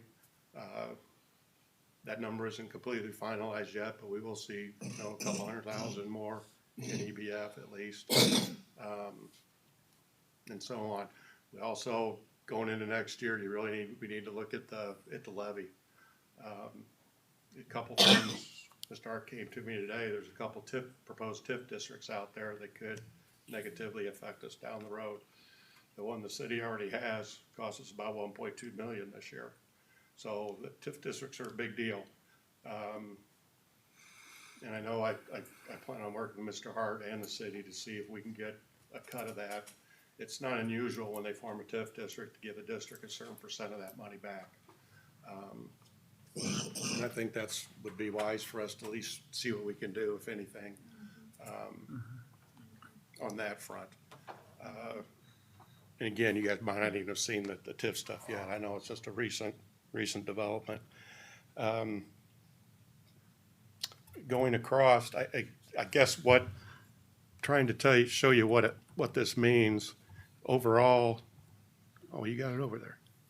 $3.6 million overall deficit. I think when we originally did the projections out in June, it was like 8 to 9 or something like that. So we are tracking pretty well. We do have, there's some cushion in here. We know we have 2 bad months. We have a 3 payroll this month. We also are getting caught up with transportation. There's about 4 million going into transportation, but I have those numbers built into here. We're still looking at about $25,000 to spend the next 2 months. We won't spend 25. I hope it's less than 20, to be honest with you. It's gonna be spread out amongst the funds. Like last month, we sent 6 million. So, but we know this month, and then we do accelerated payroll for the summer. The next 2 months are just tough. I don't know a better way to say it. They're expensive months for us to run. So it is what it is. But we plan for it. I think this is the worst case scenario. I honestly hope we come in a little bit better than this. But that's basically the amended budget. I've gone through every line. There's a lot in there. I mean, it's thousands of lines. So I'm about cross-eyed. So that's the amended budget. Any questions about? I do want to show you what this means. I have one other. Oh, so we didn't go that way.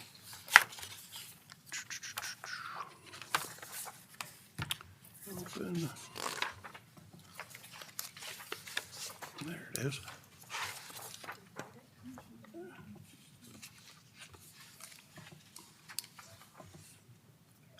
I thought I put my day's cash in here. Oh, that's, hang on.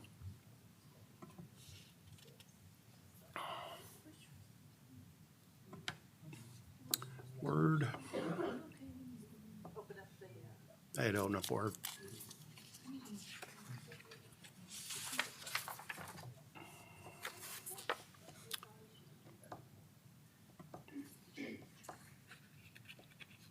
And what I want. I'm close. Mr. Finch, do you foresee, and you might not know this, but like first student has not billed us. We can't yet. There it is. We haven't had a motion. Sorry. Say that again? We haven't had a motion yet, so we need a motion before we can ask questions. Okay. Can I have a motion to approve the amended budget? Thank you. Second. Thank you. Roll call vote. Oh, no, wait, now we can have Now we can questions. speak. Now you. So it's not ideal that first student did not bill us until April, May? We can't do that next year. That is not ideal for And us. right now, they're running, like last month's came right away. So they're caught up on their side of the billing Okay, part. so we don't Part anticipate of this it problem. was on us, no. Part of it was on us too, because we didn't have a signed contract with them. Right. So that happened, and then it just took a while to get. Well, there's some debate about that, but that is one side of the story, yes. Yes, that is one side. I don't believe that side of the story. I don't think it's appropriate to go there, though. I don't think. Either way, the billing is coming in as it should now.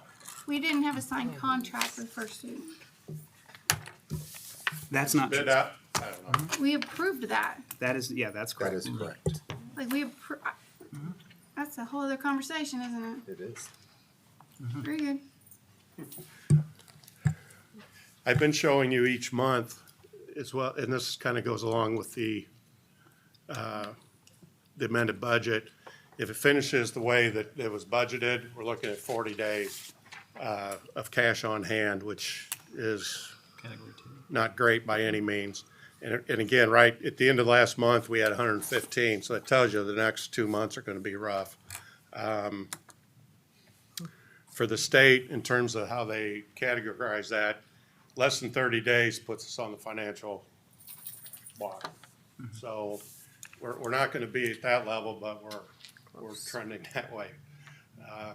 The number will go up when we start getting our tax money in the fall. We'll go back up, but then again, it'll work its way down. It just goes in a cycle.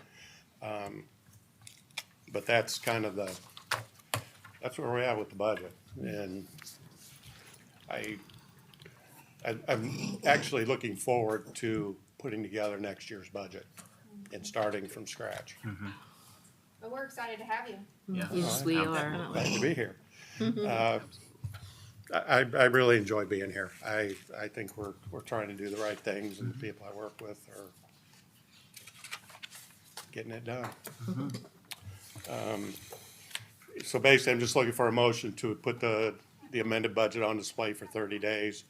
There really isn't you handle it just like you do the normal budget in the fall. We have a motion. Any other questions, thoughts? Roll call vote. Mrs. Corley? Yes. Mr. Warfield? Yes. Dr. Holler? Yes. Ms. May? Yes. Mr. Easton? Yes. Mrs. Town? Yes. Mrs. Holler? Yes, motion carries 7-0. We will put the budget on display. Thank you. Will it appear on the website? Where Whatever can you're used to people find doing. it? Yes, that would be fine. Superintendent's office is where you can find it if Okay. anyone is interested. Okay. Okay. It's about 38 pages. To be honest with you, if somebody came in and looked at it, they wouldn't make heads, because there's so many numbers that are lumped together, you couldn't really, unless you had a little background in ed funding. It'll be really displayed digitally too. It's required by the state, isn't it, Mr. Hart? It will be on the website and it will be in the superintendent's Yeah. office, hard copy. Yeah, some people do know how to read Yeah. it. You'd be surprised. That's good, that's good. The other thing I've got for you, I met earlier this week with, 2 accountants from the firm that used to do our audit, talking about our situation. We haven't received the final audit back yet. I understand it was late a year ago as well. And I talked with our current auditor too, and, part of their reasoning was the transition going on here in the fall. They started in October. That was right when things were changing in the business office. So that might be part of the reason. I explained some of our process type things, procedures that we use. And we're really talking about 2 different things when it comes to the accounting firms. Like the auditing firm's gonna come in, look at your numbers, make recommendations. What I would like to do would bring in a separate accounting firm, and this is kind of what the previous firm recommended us to me, was that we hire a separate firm to come in, evaluate our processes, help us get things set up the right way. I'd like to say I could do it all, but there's just no way. And again, if we can tell them the areas we want them to look at to make sure, we're reconciling everything, it all ties together. It's set up the way the auditors are gonna want it to be set up, to help us prepare for the audit, to make sure we've got everything. Once we get things cleaned up, then we would go out to bid the thing a year from now. But I think, like Mr. Hart and I kind of talked about, it doesn't do any good to keep spinning our wheels without trying to correct some of the procedures that we have. Help get our people the training they need, to have a firm that we can call. It's kind of like having a lawyer on speed dial. You know when to call. Could save you a lot of money down the road. Same thing handling your accounting issues. How do you want us to handle this so it's done correctly, so we don't have to make a million adjustments at the end of the year? So, I'm probably looking at 10 to 20 grand tops, just depending on how much they bill you by hour and that type. It depends on who you have in and all that. So, I will put that out, and I'm sure we'll get 2 or 3 at least firms that will actually bid on the thing and want to provide those accounting services for us. And again, it's meant to help clean up everything for us, make sure we're doing everything right. That way, when we do, and even again, set up the budget, we've got thousands of line items. I don't think we need probably a third of them, to be honest with you. So again, to help us clean up, do the right account numbering, get the descriptions right. That way, whoever comes in and replaces me in a few years, Thank you. it'll be left in a better place for them. Thank you. So that's what I'm looking to do with the accounting services. Great. And this is an informational item. Yeah. You'll bring it back for Yeah, a so vote? I'm hoping by next month, I can come in and say, hey, this is who we're recommending and how much. that After type the of bids thing. go out. Yeah.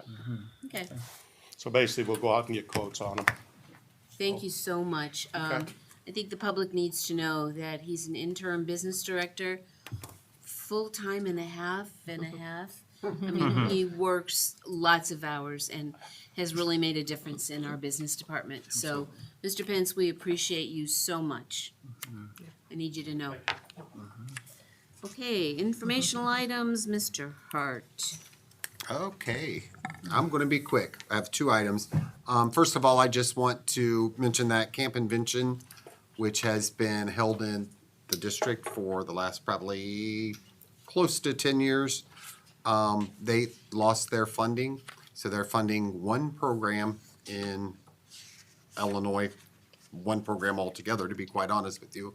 We're probably the longest standing school district left. It is 100% funded, but this year it changed locations. So it is at Shalarman, with Lori Woods, who has been the director of that program since its inception. So the camp is June 15th to 18th for students in kindergarten through sixth grade. It really revolves around STEM and STEAM activities. The kids really seem to enjoy it. So if you're interested, you can contact Lori Woods, and that's lwoods@shalarman.com. I think all the kids should have flyers now, and we have actually posted on Facebook. So we are sending, it'll be a mix of Danville kids and Shalarman kids. So first time in a long time. So I'm excited about that partnership. Another thing that I want to talk about is a partnership program with Carl Clinic. I've been in contact with them to bring a CNA program to our high school students. Right now with scheduling conflict and logistics that we're having with DACC and College Express, it's important that we are producing, helping kids be exposed to medical careers.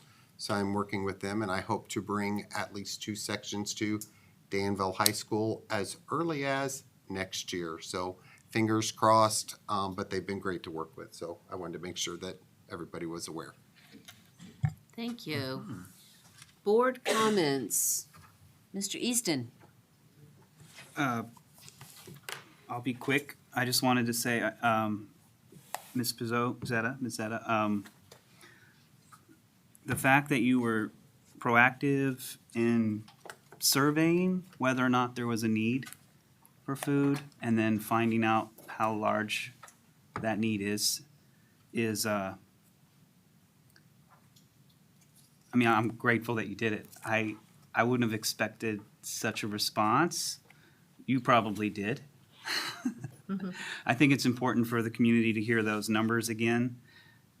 Serving 600 families, 1,600 children, 7 breakfasts, 7 lunches, and milk through the summer.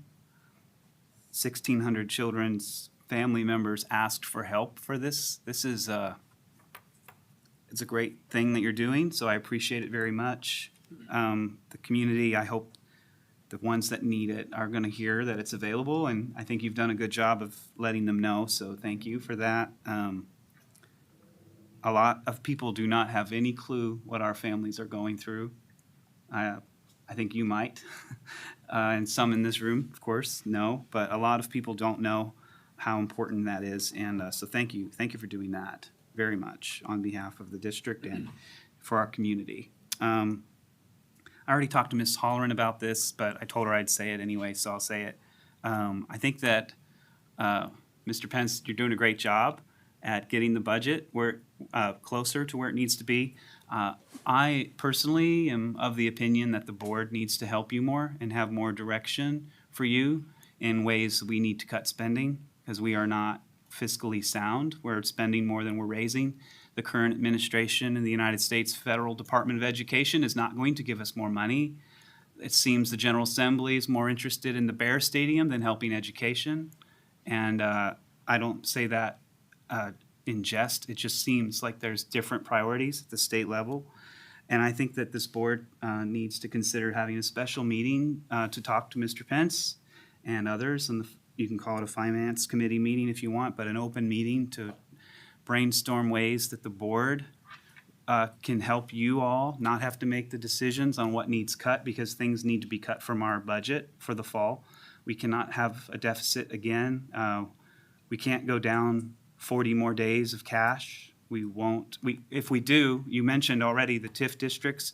If our government is paying attention locally, they're bad for school districts. I don't know why you keep passing them. They just are. They're bad for school districts. They're bad for education. They have unintended consequences that hurt us dramatically. We're going to have to borrow money because of these things. They look like they're helping redevelop communities, and then we put debt on our kids' shoulders to pay for 30 and 40 years on a bond. We're going to have to vote on one. This board's going to have to vote on one before the new board's sworn in, probably, because how bad things are financially. And no one wants to pay more in taxes, but we're going to have to vote to raise taxes. The school board is going to have to vote to raise taxes. There's a county tax, a sales tax that the school districts across Vermilion County are going to need to vote for to put on the ballot, 1% sales tax to pay for buildings, because of we just don't have the funding. And I think this board needs to do more in helping our administration to know what the board is saying they are willing to cut, so that the heat is on the people who were elected in this community. That's my opinion. I hope that we will have a special meeting. I know everybody's busy in the summer. Last thing, it's my opinion that every single place you can cut spending should be considered, including things like things we love. And it's just a drop in the bucket. But Mr. Pence, I hope that the board will tell you that they don't want to go to Chicago this year because we can't afford it. And I'm not going, so I hope none of my other board members will go either. Save some money on hotels. That's all for me. Dr. Halloran. I was honored to be able to attend the educational personnel retirement this past week. Well, as I say, it was an honor to be there among the people who had spent so many years and dedicated so much of their lives to the people of this district. And so one more time to say congratulations and thank you for your service. Thank you. Ms. Payne. I would be remiss if I didn't mention the passing of a volunteer at Garfield School. William Dumas passed two weeks ago, I believe. But he was a faithful follower of Garfield School, crossing guard, worked in the cafeteria, volunteered. He was just a great guy.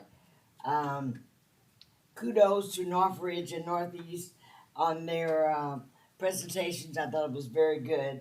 I'm always excited when I see young kids getting involved, particularly when it comes to reading.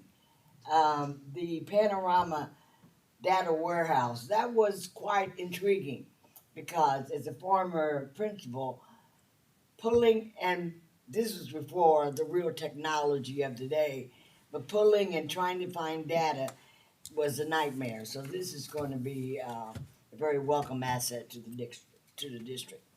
And we had, 2.5 weeks left, and there'll be time for vacation. We all need it. Mr. Warfield. I just have a few things here. First, I want to second that for the presentations we heard today from the Northeast students, Northridge Middle School students. Wonderful. I'm glad that that the programs are going forward, that they're confident enough to come and present it to the board. What an opportunity. And the fact that Azariah created a book essentially to share, that's phenomenal. I still remember myself in 5th grade reading to kindergartners. Like, that's something that sticks with you. It gives you, confidence in what you're doing, but you're helping someone along the way as well. It's a beautiful thing.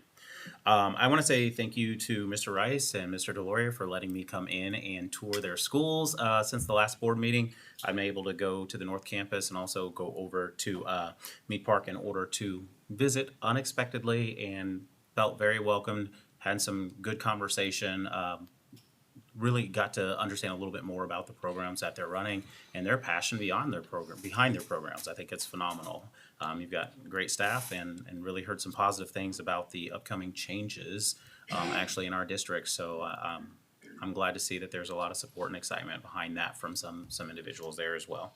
Over this month, I feel like it's been a very, very busy month. I'm sure that you guys feel it more than I do with it being into the school year. But I've had the privilege to go to some of the honors and recognition assemblies, the retirement dinner, and I just think that it's phenomenal that we are continuing to support and acknowledge the hard work that the students are putting in. And I want to acknowledge the hard work that you guys have put in this year as well. You guys are doing phenomenal work, and I really just appreciate what you're doing. So. Thank you. It's Tim. I would like to have two things. Just wanted to comment on what I think a great situation is with our kindergarten learning center, pre-K and kindergarten. Focusing on those early years is vital to success and in the classroom, and not just in the classroom, but in life and in the community as well. The more we can help those younger kids, the better off they are going to be in the future, and us as well. And the putting all the teachers together, the consolidation, the collaboration that they can do, I think is going to be very, very helpful. And I think I just heard the saying that in K through 3, you learn to read, and then from 3 on, it's read to learn. So if our kids are not good readers by the time they get to 3rd grade, they have battles, they have struggles. It shows in our test scores, it shows in whether they graduate from high school, it shows in daily things that we run across. And we need to do everything we can, and I think this learning center is one big step in that. So I am kudos to Mr. Hart and your whole team that planned that. That was wonderful to see. And talking about dollars and cents, I was looking up the $10,000 because I don't like spending money either. I don't like saying that we are spending $10,000 for our school board, IASB dues. But this is what we get for the $10,000. There is an annual value for that of $889,000 from Press Policy Services. And Press Policy is basically what we get from that membership. They train us, all the new board members, and within our year, there's also 44 hours of free web training. We can go in addition, just looked up something yesterday, there's a training all throughout the year. So we get a good amount. The bang for the buck thing, yes, it is good. So that's all I have. Thank you. Score. It hit me this week that our seniors are almost done. When I read that they have to turn in their electronics tomorrow, I was like, what? So kudos to you seniors. Congratulations for all the hard work that you've done. Graduation will be here before you know it. And the students that presented tonight, I love seeing our students present to the board and to the community. So I hope you guys keep doing that. That is actually the better part of our job. The retiree dinner was wonderful. I'm so glad I got to be part of that, and I want to thank Ms. Robinson because I know how hard she works to put that on. I know what goes on behind the scenes, so thank you very much for all your hard work for that. And I think that was it. That was it. Thank you. I have to echo what everybody says. It's hard to go last because everybody says what I want to say. But before I continue with my remarks, I do want to thank all of you for all of the hard work, and we're almost to the finish line. We can see the finish line, and y'all have worked really hard this year and under some tough circumstances these last few months. So we appreciate you. We appreciate you enormously. So thank you for what you do.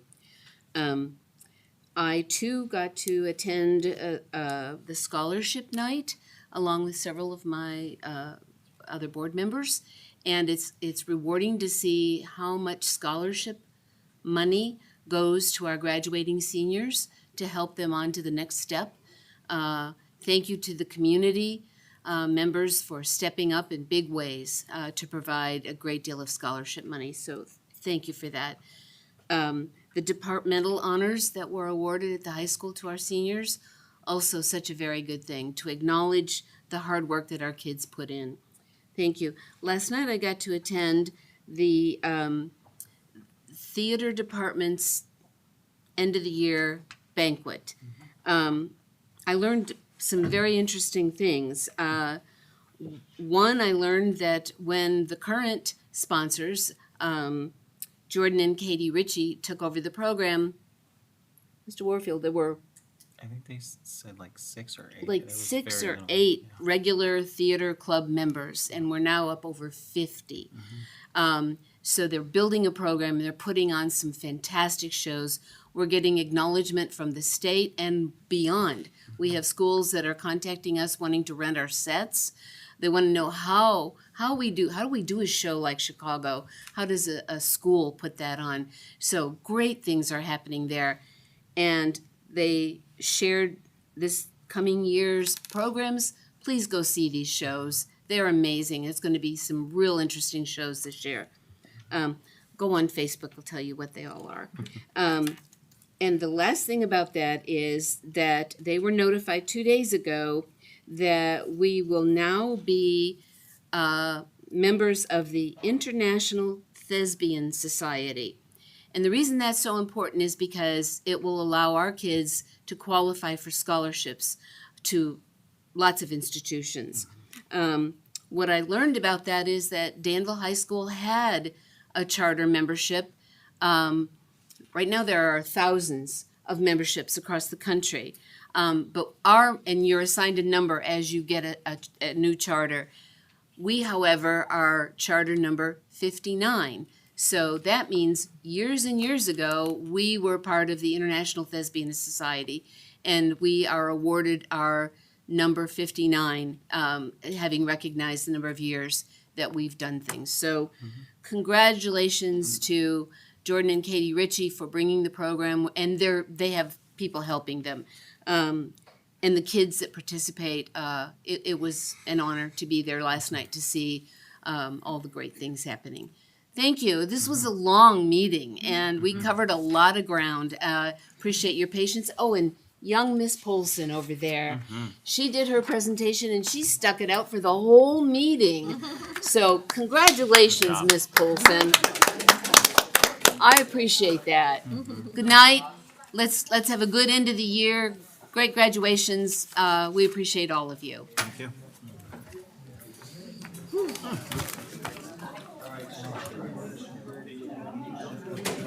Thank you, Darren. You all right? Thank you.